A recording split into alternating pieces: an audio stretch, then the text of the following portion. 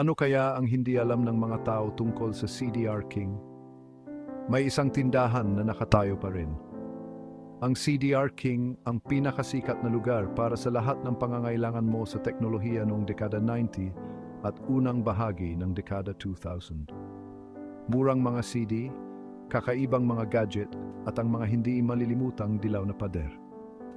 Pero alam mo ba, kahit na opisyal na nagsara ang chain noong 2020, may isang tindahan pa rin ang natitira. Nakatago sa Robinson's Magnolia, Pilipinas, ang tindahan na ito ay parang isang time capsule ng nakaraan. Mula sa mga lumang phone cases hanggang sa mga USB-C accessories, parang bumalik ka sa nakaraan. Ano nga ba ang nangyari sa CDR King?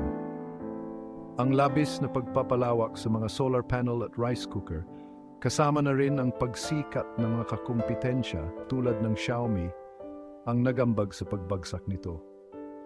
At huwag nating kalimutan ang mga biro tungkol sa kanilang 7-day warranties. Gayunpaman, para sa mga nakaala sa kasikatan nito, ang huling tindahan na ito ay isang magandang paalala ng mga simpleng panahon. Sa susunod na mapunta ka sa Robinson's Magnolia, bakit hindi ka dumaan at balikan ang mga alaala? Break. Maaring wala na ang CDR King, pero tiyak na hindi ito nakalimutan.